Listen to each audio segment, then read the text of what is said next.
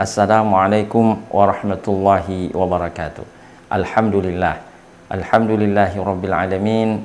Wa bihi nasta'inu ala umuri dunya waddin.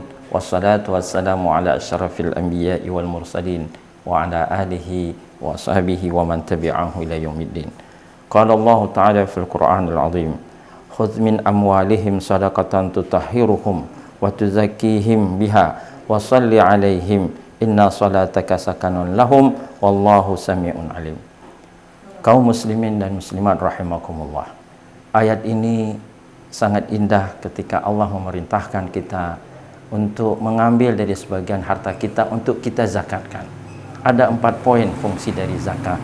Yang pertama adalah tutahhiruhum wa tuzakkihim biha, untuk membersihkan Anda, kemudian untuk mensucikan jiwa kita. Wa tusalli alaihim, hendaknya kita berdoa kepada orang yang memberi zakat. Inna salataka sakanun lahum, sungguh doa-doa kita atau zakat yang telah kita berikan dengan didoakan akan memberi ketenangan bagi diri kita. Kaum muslimin muslimat rahimakumullah. Saya akan menggarisbawahi tentang bagaimana fungsi zakat untuk menenangkan hati. Ini menarik. Dalam kajian psikologi, karena ketenangan hati akan menyebabkan kita akan sehat jiwa kita, dan kesehatan jiwa akan membahagiakan kita, dan kebahagiaan salah satu kunci kesehatan baik fisik maupun psikis. Dalam ilmu psikologi, ketika seseorang memberi atau mengeluarkan sebagian hartanya, mendermakan sebagian apa yang dia miliki, ini bagian dari apa yang disebut dengan social behavior, pro-social behavior. Esbert dalam bukunya The Road of Pro-Social Behavior in Children, dia membagi kepada 3 motif mengapa seseorang bisa melakukan perilaku prososial. Di antaranya karena dia takut dicela. Seseorang mengeluarkan sesuatu, menolong seseorang atau membantu seseorang, dia karena takut mengapa dia tidak membantu orang lain, dan orang akan mengatakan Anda sampai hati tidak menolong orang lain.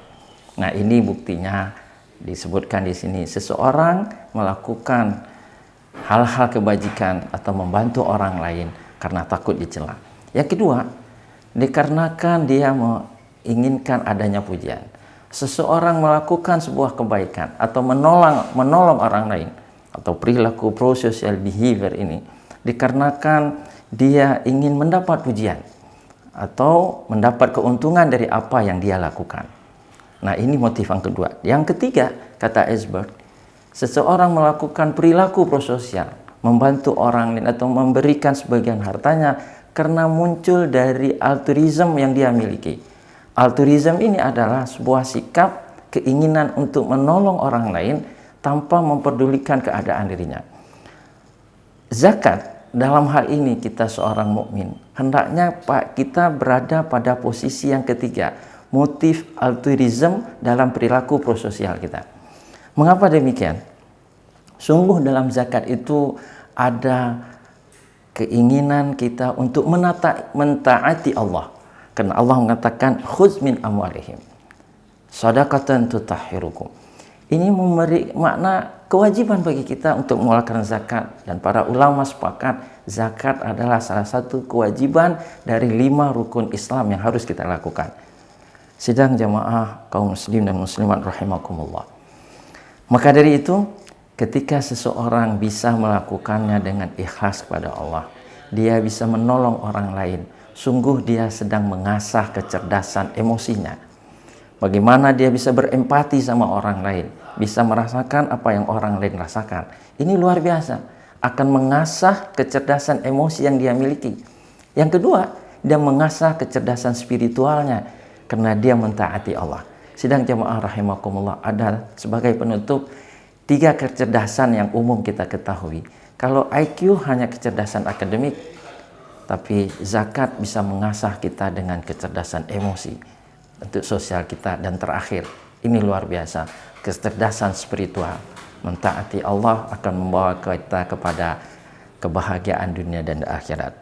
Semoga ada manfaatnya. Wabillahi taufiq wal hidayah. Assalamualaikum warahmatullahi wabarakatuh.